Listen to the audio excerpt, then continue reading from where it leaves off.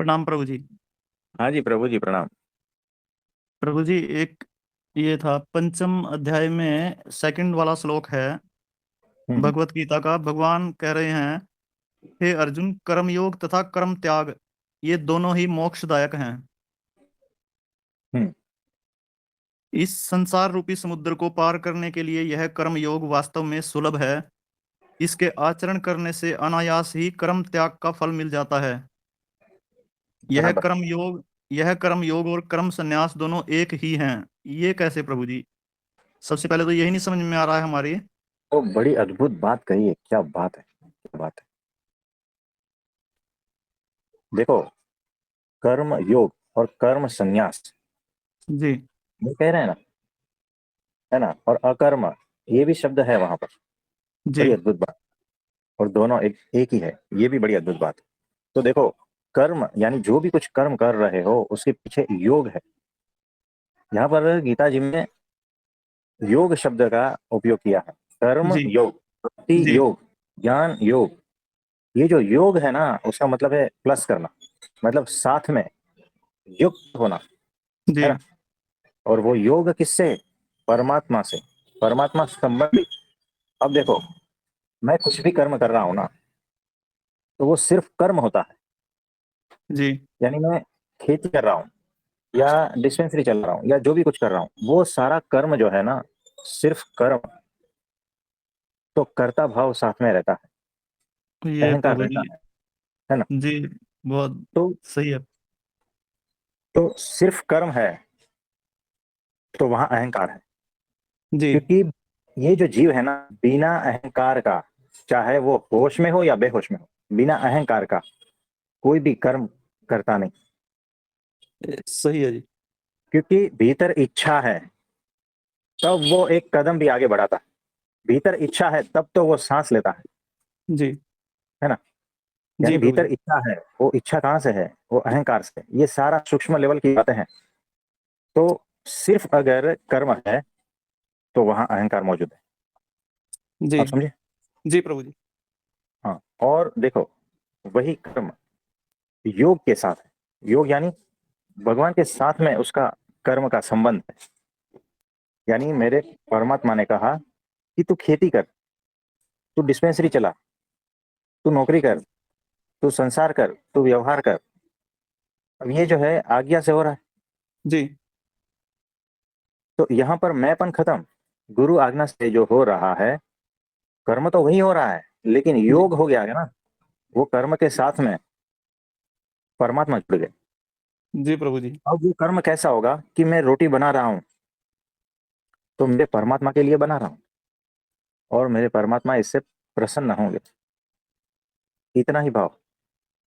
मैं दवा खाना चला रहा हूँ तो इसको, मतलब जो पेशेंट आते हैं चेक करता हूँ, जो भी है, मेरे परमात्मा इससे राजी हो रहे हैं। जी। मैं जो कार्य कर रहा हूँ ना, उस कार्य में परमात्मा है। और उसको उस तरह से लेना कि ये परमात्मा मेरा कार्य देख रहा है। ये एक बात हो गई। जी। जिससे मैं मिलता हूँ उसमें परमात्मा है। तो वो जो वार्तालाप हो रहा है मैं परमात्मा से हो रहा है। मेरे भीतर भी परमात्मा है और मैं कार्य कर रहा हूँ। जी। आप समझ रहे हो? ये जी तीन प्रभु जी। लेवल से परमात्मा उसमें जुड़ जाता है। तो हर कार्य में परमात्मा का जुड़ना किसी भी तरह से, जी। है ना, आज्ञा के हिसाब से, या हम देखते हैं ना हमारे भाव से कि ये जो पेशेंट आया है मेरे गुरु जी ही आए हैं, अब उसको मैं किस तरह से चेक करूं? तो जी। वहां पर तो रॉन्ग डायग्नोसिस नहीं, रॉन्ग बिल्कुल। मेडिसिन नहीं, जी। उसको ज्यादा पैसा लेने का कोई भाव नहीं, जी। है ना। मतलब जी इस प्रभु तरह से जो कर्म हो रहा है, क्योंकि भगवान के साथ में हो रहा है, योग है, तो ये हो गया कर्म योग। जी। अब ये जब कर्म योग है तो अहंकार रहित अवस्था ये, जी प्रभु जी। है ना। तो अहंकार रहित अवस्था को अकर्म कहते हैं। यानी कर्म हो ही नहीं रहा है अभी, ये प्रभु जी बहुत ये समझ में आई अब। है ना। जी। तो इसको कर्म संन्यास कहते हैं। जी प्रभु जी, इसमें उलझ रहे थे हम। हाँ, ये बात बन गई। तो देखो, मतलब कितने टाइम से उलझ रहे थे? मैं जितने बार भी पढ़ा इसको मैं समझने की कोशिश की, लेकिन हुआ नहीं इसमें, क्योंकि जहां भी मैंने खोजा है इसका अर्थ, खाली यही यही अर्थ ही मिला खाली। इसका मतलब भाव नहीं समझ पाया कि क्या कह रहे हैं इसमें ये। तो देखो, आप भी कुछ समझो, चटनी बनाते हैं, है ना? जी। और जब चटनी बनाते हो, ऐसा ही लगता है कि ये मेरे गुरु जी के लिए बना रहा हूँ, ये मेरे परमात्मा के लिए बना रहा हूँ, जी। है ना? तो वो जो कर्म हो रहा है ना, वो अकर्म कहते हैं, निष्कर्म कहते हैं, ये तो फिर कर्म संन्यास कहते हैं, या तो फिर वो कर्म योग कहते हैं, क्योंकि परमात्मा जी। जुड़े हैं, जी उस प्रभु। क्रिया के संबंध में परमात्मा जुड़े हैं ना। जब कोई भी क्रिया के साथ में परमात्मा जुड़ता है ना, तो कभी भी आप गलत कर ही नहीं सकते, वो क्रिया गलत हो ही नहीं सकती, जी। है ना? ये याद रखना।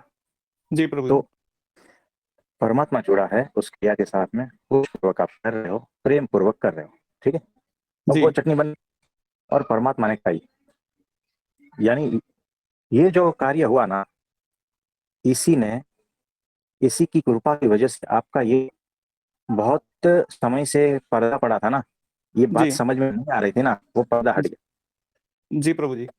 ये प्रैक्टिकल, यानी मैं जो भी कुछ कर रहा हूँ मेरे गुरु और मेरे परमात्मा की प्रसन्नता के लिए कर रहा हूँ, ताकि मेरे सारे आवरण हट जाए उनकी जी। प्रसन्नता, उनकी कृपा से।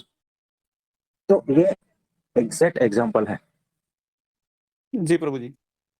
प्रैक्टिकल है ये। जी। तो ये आवरण आपका हट गया, जी प्रभु जी। है ना, क्योंकि परमात्मा ने आपकी चटनी खा गई। जी।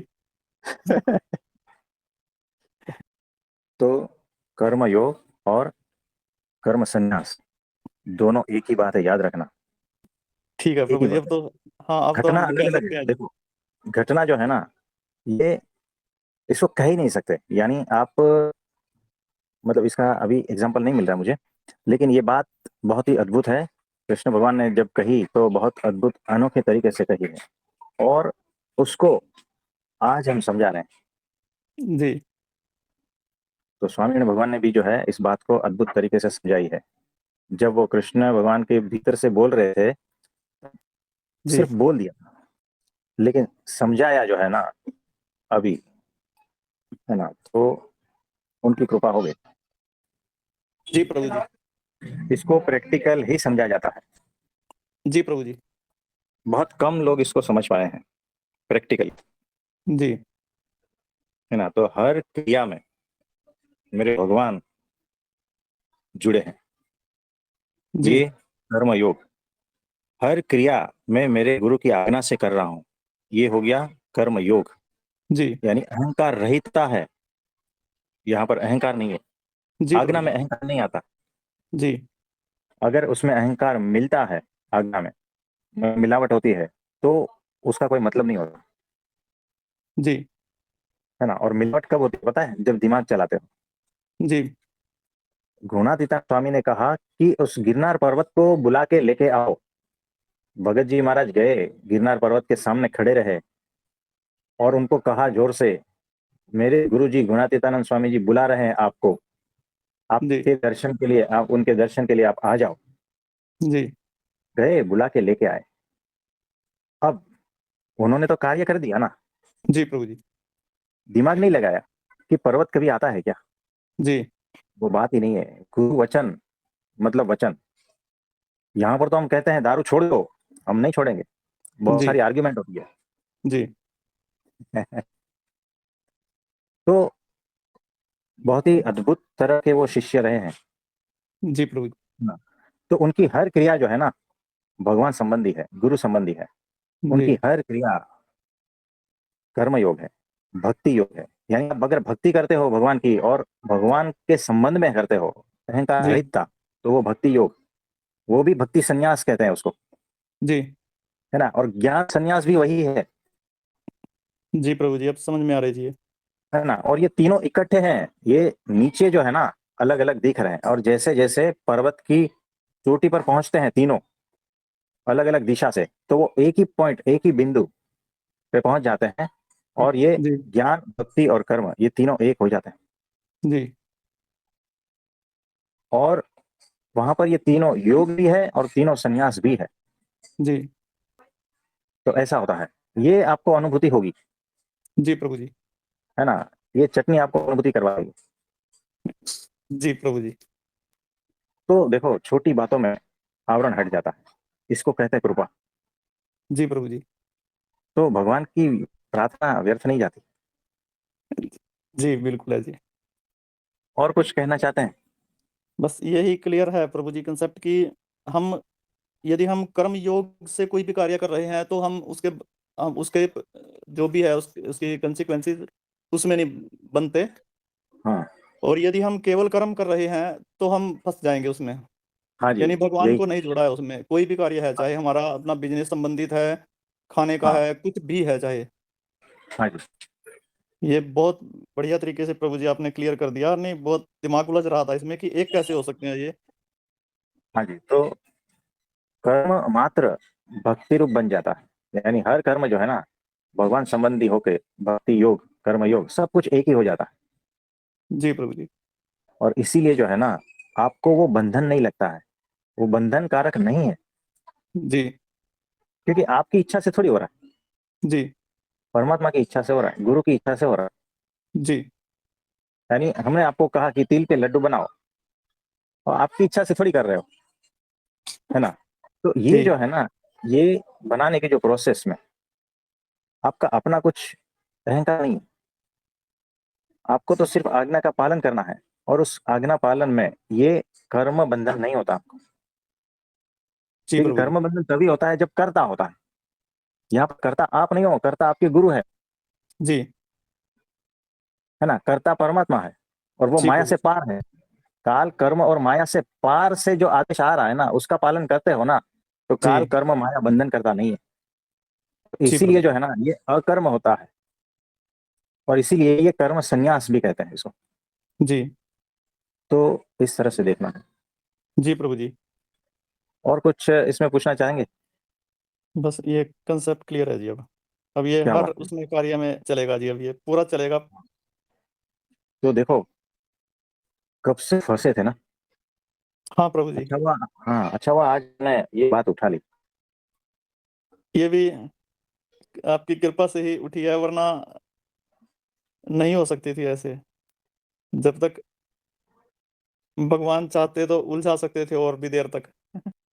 कोई बात नहीं। तो देखो कैसा है कि जीवन में बहुत सारे ऐसे प्रश्न होते हैं, और उसमें से कुछ अहम प्रश्न ऐसे होते हैं कि इसका कोई कुछ सुराग ही नहीं मिलता। मतलब उसमें उलझते उलझते कहीं कोई दिशा नहीं दिखती, कोई प्रकाश नहीं दिखता। जी। और कांटा जो है ना, हमेशा वहां फंसा रहता है ना। जी। तो मुक्ति पूर्ण रूप से एहसास में नहीं आती। जी प्रभु जी। तो ऐसे बहुत सारे कांटे फंसे हुए रहते हैं, है ना, हाँ जी। जिसकी वजह से मुक्ति का एहसास जीते जी नहीं हो पाता। सही है प्रभु जी। और परमात्मा और गुरु की कृपा से ये सारा कुछ हो जाता है। और हमारे गुरु बड़े समर्थ हैं, आपके सारे भाव स्वीकार करते हैं और आप पर कृपा कर देते हैं, जी प्रभु जी। है ना। तो ऐसा है। बहुत ठीक है। बहुत धन्यवाद प्रभु जी। हाँ जी। और किसी का कोई प्रश्न है तो बताइए। प्रभु जी प्रणाम। हाँ जी, विक्रम भाई बोलिए। प्रभु जी इसी बात को थोड़ा और आगे बढ़ाता हूँ मैं। ये एक भगवत गीता के 12वें अध्याय का छठा श्लोक है। उसमें भगवान का श्री कृष्ण जी कहते हैं, ये तू सर्वाणी कर्माणि मयि सन्निश्य मत परा, यानी तू अपने समस्त कर्मों को मुझ में त्याग, मेरे परायण होकर मुझ में त्याग दे। तू जो भी कर्म कर रहा है, जो भी खाता है, बोलता है, व्यवहार करता है, व्यापार करता है, या सेवा जो भी कर रहा है, तू जो भी कर्म कर रहा है, सोना जागना उठना बैठना हंसना खेलना, सारे कर्म तू मुझ में त्याग दे। हाँ जी।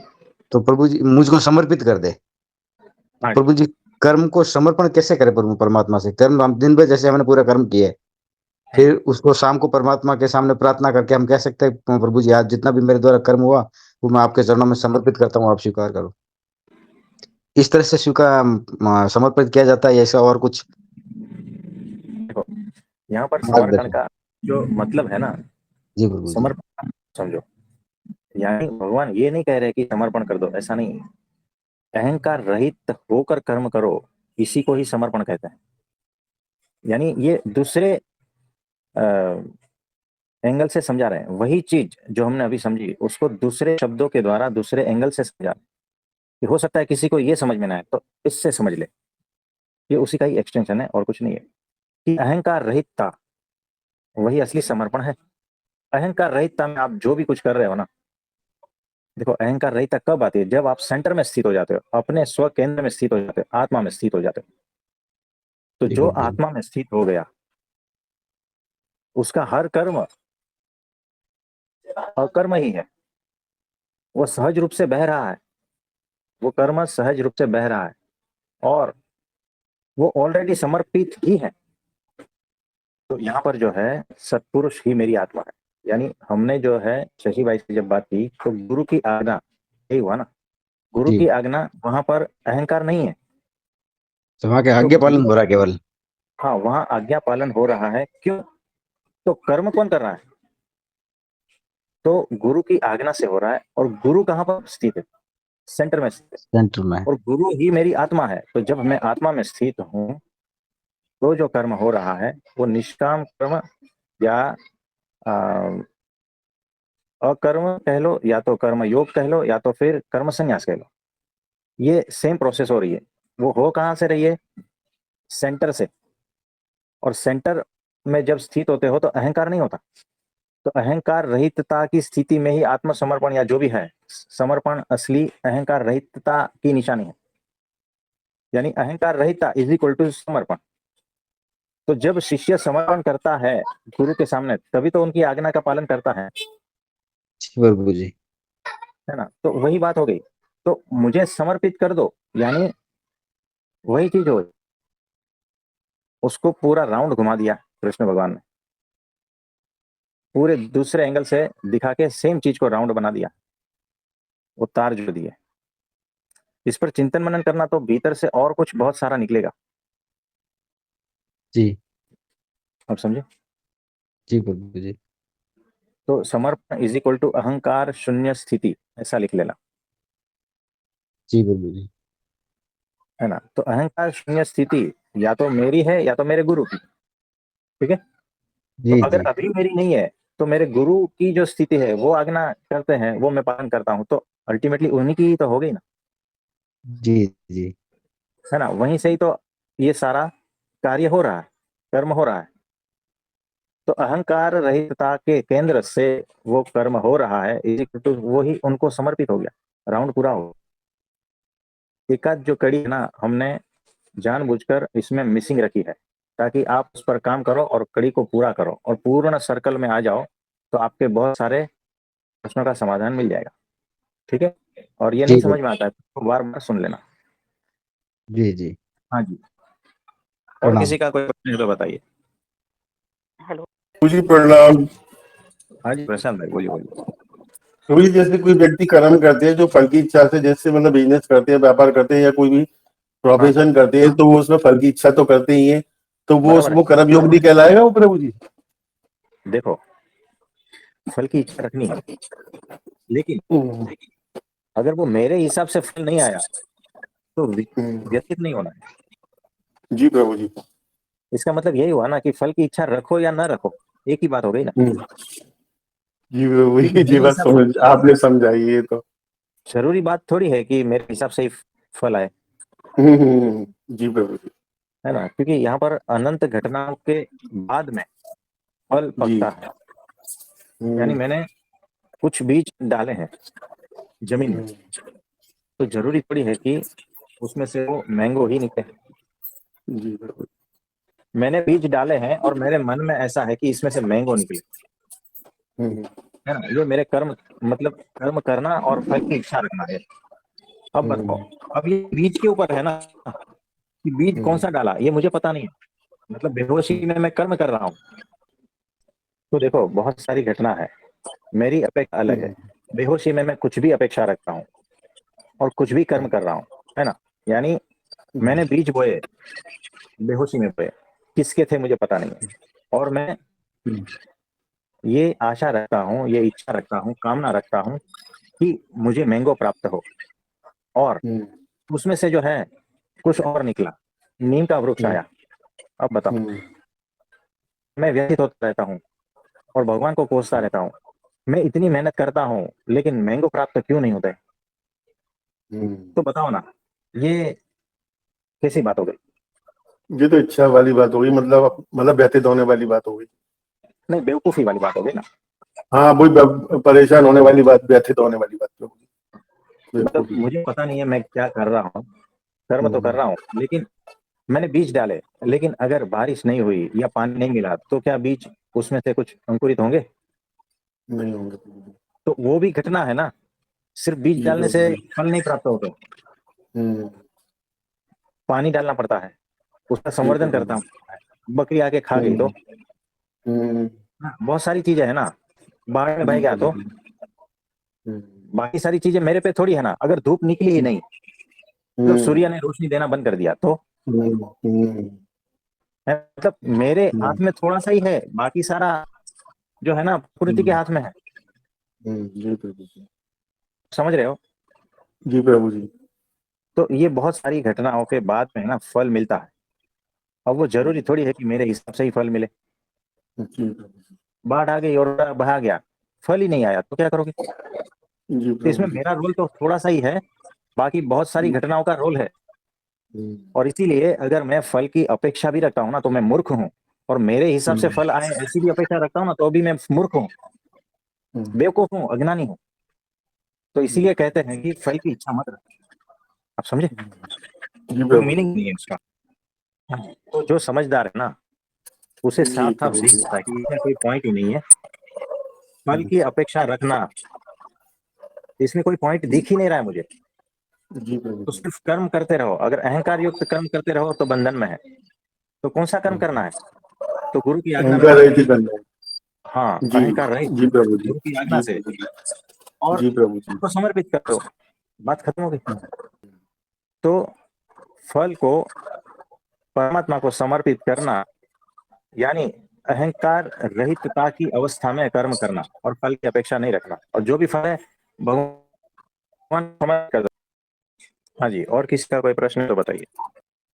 प्रभु जी, कई बार लोग कहते हैं कि किसी व्यक्ति के बारे में कि भगवान उनकी आत्मा को शांति दे। तो क्या ये सेंटेंस सही है? देखो ये जो है ना, एक क्या कहते हैं कि इसको कुछ तो बोलना पड़ेगा ना, इसलिए लोग बोलते रहते हैं, है ना? क्या बोलोगे उनको? आत्मा तो स्वयं तो उनके शांति लिए में ही ठीक है, है। उनके लिए ठीक है, मतलब वो ये कह रहे हैं कि भगवान उनके अहंकार को शांति दे, ऐसा, क्योंकि वो इतना तड़प रहा है, पूरा जीवन उटपटांग हरकतें करके दुखी व्यथित तकलीफ में रहा है। कौन रहा है? वो जीव ही तो है, उसको जीवात्मा कहते हैं, है ना? तो वो ठीक ही तो कह रहे हैं कि उसके आत्मा मतलब जीवात्मा को शांति दे। जी। वैसे ही रिवाज है ना, मीनिंग पता नहीं है, लेकिन ठीक है, चल रहा है, कोई बात नहीं। और किसी का कोई प्रश्न है तो बताइए। हाँ, हाँ, प्रणाम। मेरा प्रश्न अभी जो बोला था उसी में से है। आपने बोला अकर्म निकर्म सब एक ही है, तो अकर्म निकर्म एक ही कैसे हुआ? क्योंकि वो तो समझ में आया, जैसे ज्ञान योग, भक्ति योग, कर्म योग, ये तो गहराई में जाएंगे तो एक हो जाएंगे, लेकिन ये थोड़ा समझाइए, अकर्म और निकर्म एक कैसे हुए? निकर्म यानी आप कहना चाहते हो कि नि, मतलब ये कौन सी टर्म यूज कर रहे हो? अकर्म हाँ, एक आपने ये हो बोल गया, आप हाँ, फिर फिर निष्कर्म, निकर्म आप निष्काम कर्म, यानी इच्छा रहित कर्म, यानी इच्छा तो अहंकार को ही होती है ना, तो अहंकार रहित कर्म, है ना? और अकर्म भी अहंकार रहित कर्म की इसी को ही कहते हैं। अच्छा, और दोनों एक कर्म ही हैं? संन्यास, ये सब एक ही है। इसको और थोड़े पढ़ते पढ़ते खोलेंगे इधर उधर थोड़ी बहुत, लेकिन कोई मतलब नहीं। सिंपल मतलब यही समझना है कि मेरे गुरु ने जो कहा है वो मैं करूँ, तो वो जो है मेरा सारा कुछ हो गया। भक्ति योग हो गया, कर्म योग हो गया, कर्म संन्यास हो गया, अकर्म हो गया, और कर्म बंधन से मुक्ति भी हो गई, सब कुछ हो गया, बात खत्म हो गई उतनी में। ठीक। इसमें और अगर दिमाग लगाओगे, है ना, तर्क वितर्क लगाओगे, पाओगे कुछ नहीं। Thank you. आप समझे? जी जी। कि कितना भी आप दिमाग लगा लो, मुक्ति नहीं मिलेगी। मुक्ति तो गुरु वचन में, आज्ञा पालन में ही है। तो अब दिमाग लगा लो, बुद्धि हाँ लगा जी, लो, मैं तर्क कर हाँ, लो, है ना? हाँ, नहीं निकर्म का मैंने पहले सुना था काफ़ी साल पहले कि होता है कोई कर्म नहीं, मतलब आपने निष्काम पद इसलिए पूछा था, बुद्धि नहीं लगानी सिर्फ़ पता और कुछ जानकारी थी ना, इसलिए वो नहीं, जानने के लिए आपसे पूछा था। हम आपको नहीं कह रहे हैं, हम जनरली कर रहे हैं, क्योंकि यहाँ पर कुछ लोग हैं जो बहुत बुद्धि लगाएंगे इस पर। हाँ, हाँ, मुझे तो बुद्धि तो लगानी है, बुद्धि मुझे तो लगाने से समझ में ही आ गया कि आपने एक ही बात बोला है, उसी को पकड़ के चलना है, सिर्फ़ गुरु आज्ञा का पालन करना और सब में गुरु हाँ, को देखना। उसमें सारा योग, सारा कर्म, सारा भक्ति सब कुछ समा गया, बात खत्म हो गई। हाँ, हाँ, जी। क्योंकि जो गुरु है ना माया से पार है, और जो माया से पार से जो आदेश आता है ना उसका पालन करने से आप भी माया से मुक्त हो जाते हो। ये हुँ, सिंपल मेथड है, शॉर्टकट है। इसको जिसने अपना लिया ना वो तुरंत मुक्त हो जाएगा। और नहीं सर लंबा चौड़ा क्या है, इसको जो अगर दिमाग से पकड़ोगे ना तो फंस गए। आपने सही तो बोला। आप शशि भाई जी को बता रहे थे, तभी मुझे समझ में आ रहा था, एकदम क्लियर कि मतलब जैसे उनको टच हुआ ना, मुझे भी उसी पता था, एक पता हो जैसे आपने बोला ना बाहर का ज्ञान पता था, लेकिन जैसे हृदय में टच नहीं हुआ था, जैसे शशि भाई जी को टच हुआ, उसी समय आपके शब्द जैसे बताते जा रहे थे ना, वो मेरे हृदय को टच हो रहे थे। तो सुना हुआ ज्ञान और अंदर भरना वो अभी हुआ आप ही के पास है। तो थैंक यू बहुत-बहुत आपका। हाँ जी, हाँ जी। और किसी का कोई प्रश्न है तो बताइए। प्रभु जी, एक प्रश्न आया है कि हाँ, प्रभु की आज्ञा से ही नाम जाप करने को कहा गया हो परमात्मा का, और हाँ, उसको ही नाम लेते-लेते ही हर कार्य करने के लिए कहा गया हो, तो क्या हाँ, यह भी कर्मयोग कहलाएगा? हाँ, कर्मयोग ही है, क्योंकि भगवान दे है ना, आज्ञा से कर रहे हो, और यही निष्काम कर्म है। और यही देखो, एक कामना रखनी है कि इससे मेरे गुरु, मेरे परमात्मा प्रसन्न होएंगे मेरे इस कार्य से, और मेरे सारे जो भी आवरण है, बंधन है, वो इससे हट जाएंगे। ये एक कामना रखनी है। अगर ये कामना आपके भीतर नहीं है ना तो उसको निष्काम कर्म योग भी नहीं कहते। तो लोग जो समझ रहे हैं ना निष्काम, जिसमें कोई भी कामना, जीरो कामना रखनी है, वो फालतूगिरी है। उससे मुक्ति संभव नहीं है। मुक्ति तो एकमात्र कामना, एकमात्र इच्छा रखनी है कि ये जो मेरे गुरु ने कहा है, इस कार्य करने से मेरे गुरु राजी है, बस। भगवान का और गुरु का राजी, यही निष्कामता है, यही इच्छा रहित स्थिति है, यही अहंकार मुक्त स्थिति है। आप समझे? जी। तो बराबर है। और किसी का कोई प्रश्न है तो बताइए। प्रभु जी, प्रश्न तो नहीं है, मेरी हाँ एक जी। बहुत गंदी आदत है, वो मैं हम्म, छोड़ना चाहता हूँ प्रभु जी। हाँ वो जी, है कि बोलिए। मैं गुटखा खाता हूँ प्रभु जी कभी-कभी। क्या बात है। जी प्रभु जी, जो है वो मैं तो आपके गुटखा, सामने रख रहा हूँ। अब आप गुटखा कृपा तो अच्छी करो बात कि जी, है, गुटखा तो अच्छी बात है। पता नहीं आप हमारे इधर मेरे भी देखो, बहुत लोग यहाँ पर भी खाते हैं, हमारे सामने भी खाते हैं। आज देखो, इतने साल के बाद में हमारे सामने जो है ना, बहुत पहले तो वो खा के ही आते थे, मुंह पूरा भरा रहता है। जी, कहते हैं मुंह खोलो, खोलने की हालत में नहीं होते। चेक क्या करे, भीतर सारा कुछ वो भरा पड़ा रहता है। ऐसे मावा भरा रहता है, तम्बाकू, गुटखा, है ना, ये सारा कुछ ये लेके आते हैं। तो हमने तो जो है ना उस वक्त पूरा बड़ा डायरी रखा था, सबके नाम लिखते थे, नंबर लिखते थे, और उनको छुड़ाने की प्रेरणा देते थे, और उनका फॉलोअप लेते थे। तो धीरे धीरे धीरे बहुत लोगों ने छोड़ दिया। पूरी डायरी भरे भरे ही है हमारे पास। आज ऐसा कंडीशन है कि हमारे सामने है ना, कोई भी न गुटखा खाता है, न पान मावा सिगरेट बीड़ी तंबाकू, कोई भी नहीं। उसे पता है ये इनको पसंद नहीं है। हमारे सामने आते, मतलब वो सारा कुछ साफ सफाई करके ही आते, है ना। और काफी लोगों ने छोड़ दिए। तो तो आप भी जो है ना इसको छोड़ दो।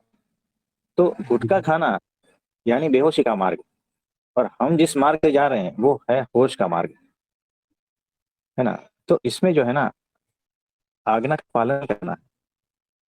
जी फिर आप प्रभु जी। 4 दिन के बाद में आके हमें कहोगे कि प्रभु जी हमने बहुत ट्राई की लेकिन छूटता ही नहीं, बार बार ध्यान नहीं जाता। तो जाएगा, वहीं जाएगा, क्योंकि आदत बना ली। ये एक शरीर की आदत है, मन की आदत है, ये दोनों आदत मिक्स हो गई है, और जीव इसमें कमजोर हो गया है। जीव की कुछ चलेगी नहीं, जो आत्मबल है उसका कुछ चलेगा नहीं। क्योंकि जैसे ही सामने गुट्टा दिख गया, ये दारू दिख गया, तुरंत पकड़ लोगे आप। तुरंत तलब उठती है भीतर। हाँ, ये ऐसा ही होता है। तो भगवान से प्रार्थना करते हैं आपके लिए कि आपको वो बल, वो बुद्धि सब कुछ प्राप्त हो, ताकि इसको, ये जहर है, ये छोड़ सको। ये बेहोशी का रास्ता है, बेहोशी का मार्ग है, इसको छोड़ सको और इससे हट सको। क्योंकि आपको भी पता है इससे कैंसर होगा, तो हम आपको बिल्कुल कहे प्रभु जी। तो हमसे ज्यादा आप समझदार हो, है ना? तो समझाने का कोई मतलब थोड़ी है। सबको पता है कि दारू पीने से लीवर खराब होता है, तो अब उनको मैं क्या समझाऊं? समझने का कोई मतलब नहीं है। सिर्फ आज्ञा का पालन करना है। आज के बाद बंद तो बंद, जी प्रभु जी, बंद। है ना? तो आज के बाद बंद। आज हो गई 21 तारीख, है ना? 21 दिन तक नहीं लोगे, जीवन से हट जाएगा पूरा। 21 दिन तक आपको स्ट्रगल करना है जी ना? प्रभु जी, तैयार हूँ मैं तो उसके लिए, बस आप जब आदेश कर भी, दो, और कुछ नहीं हाँ चाहिए। जी, तो ये आदेश है आपको। और जब भी ऐसा तलब उठता है ना, तो भगवान की मूर्ति को याद करना जी प्रभु और जी। हट जाना है। और ऐसी जगह से भी खड़ा नहीं रहना है कि जहां पर आपको ये संपर्क हो और आपके भीतर वो इच्छा जागृत हो। वैसी जगह पे भी खड़ा नहीं रहना है, वैसे दोस्त के साथ में भी नहीं, है ना? जी प्रभु जी। तो आज के बाद जो है सारा कुछ हटा दो। ये आज्ञा है, आदेश है, इसका आपको पालन करना ही है। जी ठीक है? प्रभु जी। जी प्रणाम। हाँ जी, हाँ जी। और किसी का कोई प्रश्न है तो बताइए। प्रश्न ये था कि भक्ति और उपासना में क्या फर्क है? आपने कुछ वचनामृत का बताया था, हाँ, भक्ति, हाँ जी, हाँ जी। है ना? तो वो वचनामृत जो है कौन सा है? 1 मिनट, उसी को निकालते हैं। आप हमें बताइए। हम्म, प्रथम का 40 का कुछ बताया था, हाँ जी, हाँ जी। एक सविकल्प मिनट। निर्विकल्प समाधि, यही है ना? हाँ, सर्विकल और वो निर्विकल समाधि। पक्का इसी में ही है? हाँ जी, इसी में है, डरो मत। तो देखो, એવી રીતે 9 પ્રકારે કરીને જે ભગવાનને ભજવા તેને ભક્તિ કહીએ। तो वो जो 9 प्रकार है ना, उसकी बात कर रहे हैं कि एक, भगवान के गुण को सुनना, भगवान में जितने गुण है उस गुण के बारे में सुनना, ये एक प्रकार हो गया भक्ति का। ये में हम भक्ति के प्रकार बता रहे हैं, 9 प्रकार की जो भक्ति है ना उसके बारे में बता रहे हैं, जिसमें भगवान का गुणों का गान करना, सुनना। फिर श्लोक और कीर्तन को गाना, उस प्रकार से भी हम भक्ति करते हैं। फिर भगवान की स्मृति करना, है ना? ये हो गया तीसरा प्रकार। फिर उनके चरण की सेवा, यानी वो जो कहते हैं उस प्रकार से करना। फिर होगी अर्चना पूजा, यानी जो भी हम पूजा करते हैं उस प्रकार का, आरती, ये वो सब कुछ उसमें आ गया। फिर अष्टांग अथवा पंचांग प्रणाम करना, यानी भगवान को जब प्रणाम करते हैं वो भी भक्ति का एक प्रकार हो गया। फिर दास भाव से भगवान की आज्ञा का पालन करना। फिर मित भावे निष्कपटपणे वर्तन करना, यानी आचरण करना, यानी भगवान मेरे फ्रेंड है और मैं मेरे जीवन में जो पाप हुए हैं ना, जैसे मेरे फ्रेंड को कहता हूं ना, उस हिसाब से भगवान को कहता हूं। ये भी जो है ना एक भक्ति का प्रकार हो गया। और सर्वस्व समर्पण कर देना, यानी मेरा जो भी कुछ है सब कुछ मेरा भगवान को समर्पित है। अहंकार रहितता, ये भी भक्ति का एक प्रकार हो गया। तो भक्ति इसको कहते हैं, ठीक है? इसमें और भी जी, रिफाइन अलग अलग सब वर्जन आएंगे, लेकिन मोटा मोटा भक्ति जो है ना, जो शास्त्रों में कही गई है वो ये है। तो 9 પ્રકાર કરીને જે ભગવાનને ભજવા તેને ભક્તિ કહીએ। અને ઉપાસના તો તેને કહીએ જે ભગવાનના સ્વરૂપને વિશે સદા સાકારપણાની દૃઢ નિષ્ઠા હોય ને પોતે જે ભગવાનનો ભજનારો તે ભ્રમરૂપ થાય તો પણ તે નિષ્ઠા જાય જ નહીં। देखो, उपासना में क्या कहा है कि भगवान के स्वरूप को सदा साकार समझना। जो भगवान के स्वरूप को निराकार समझता है वो गलत राह पे है। तो भगवान का स्वरूप को सदा साकार समझना और उसमें उसकी दृढ़ निष्ठा,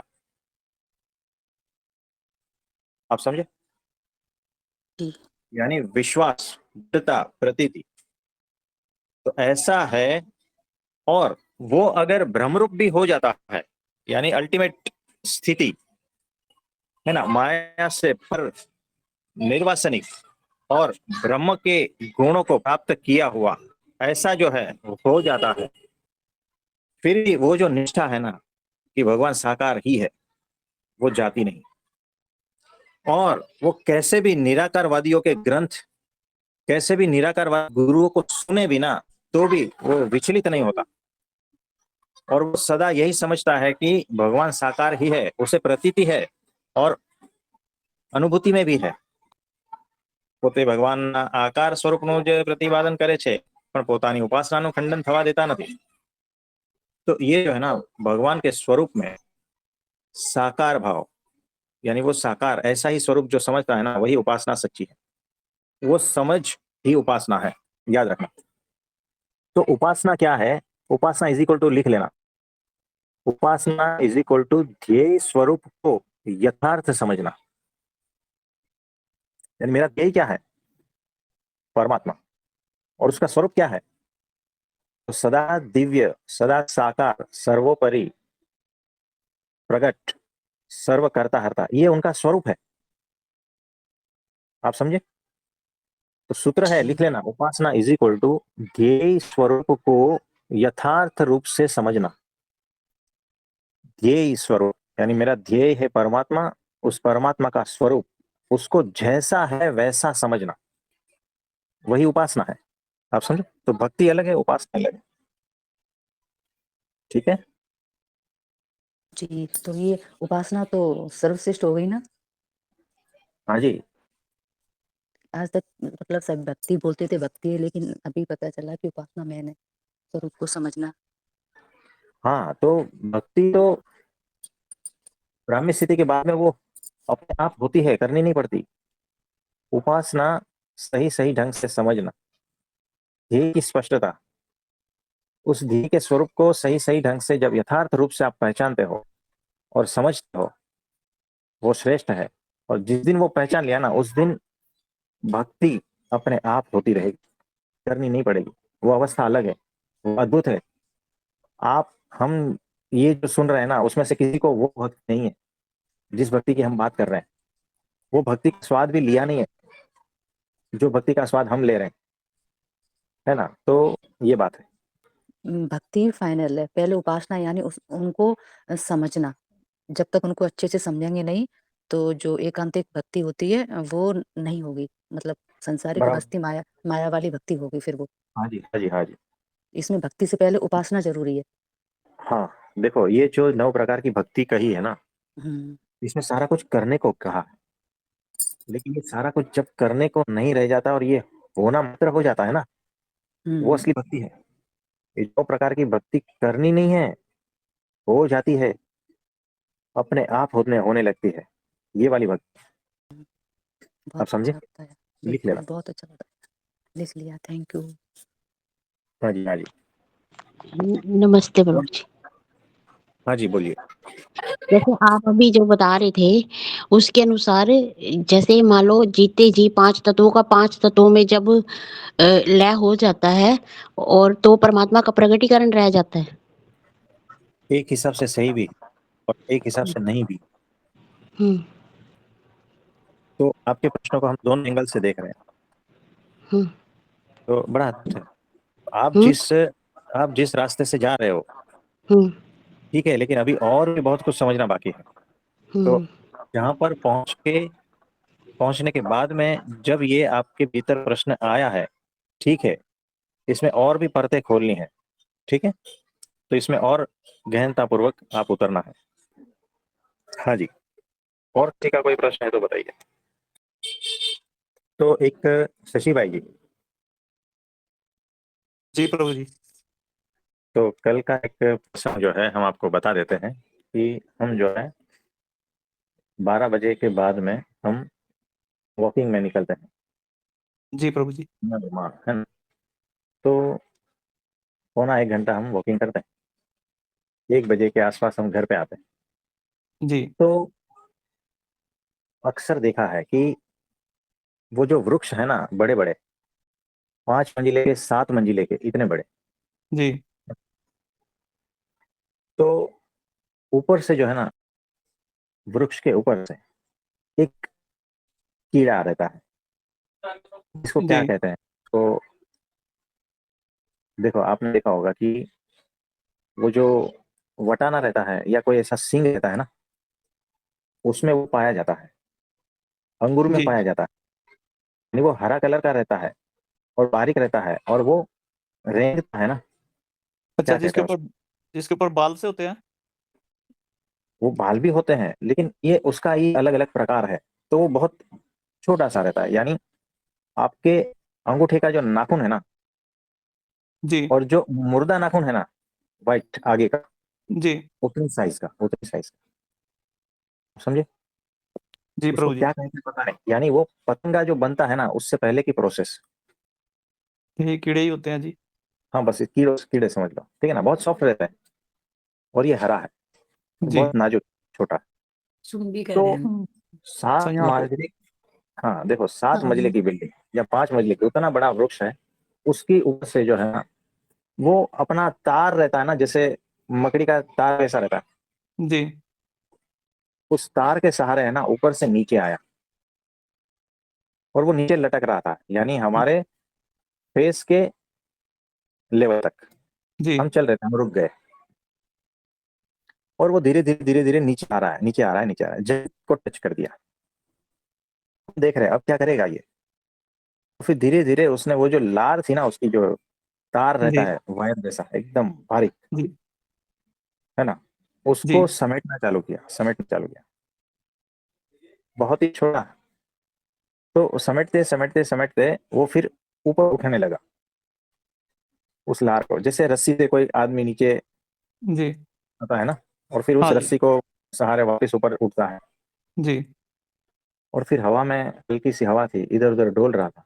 हमने कहा क्या बात है, इतना छोटा सा जीव, इतना अद्भुत, यानी करामत देखो। जब मुंह से लार निकलती है तो लिक्विड फॉर्म में रहती है, और हवा के संपर्क में आके वो तार बन जाती है। जी कितनी बारीक छोटी सी चीज है, और क्या करिश्मा है ना। तो हम 15 मिनट उसकी ये सारी गतिविधियों को देख रहे, जी प्रभु। झूला झूल रहा है आनंदित होकर वापस ऊपर चढ़ रहा है ना। जी तो बड़ा अद्भुत खेल था।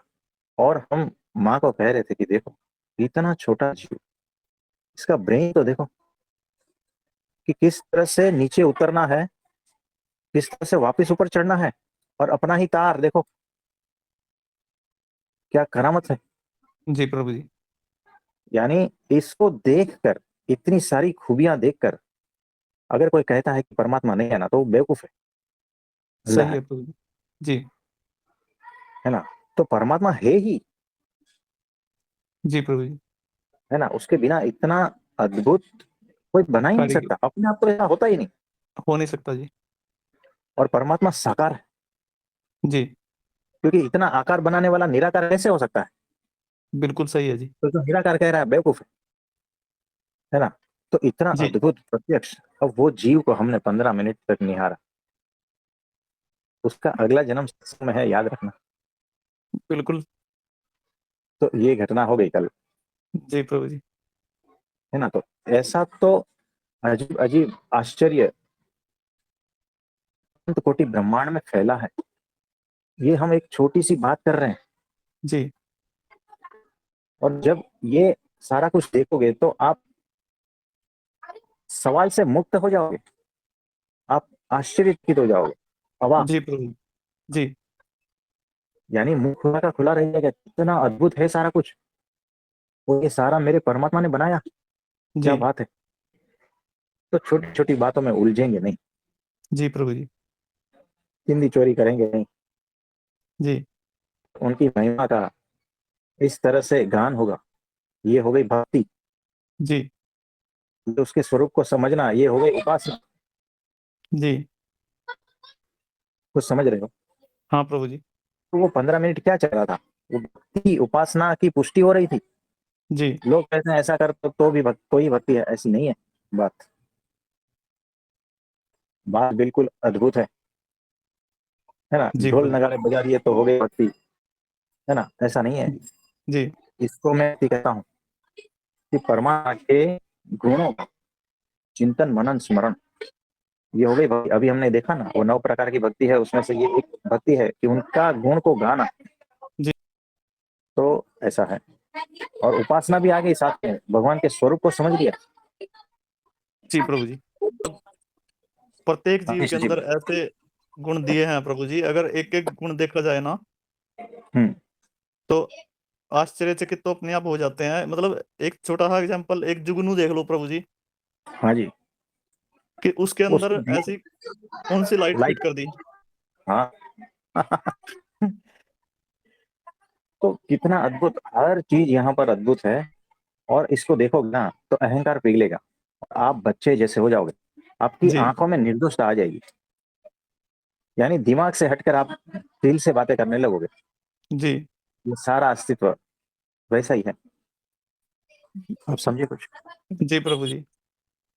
ये छोटे छोटे घरों पेड़ पौधों में, यहाँ पे हमारे इधर भी यहाँ पे गिरगिट देखे एक दिन। हम्म।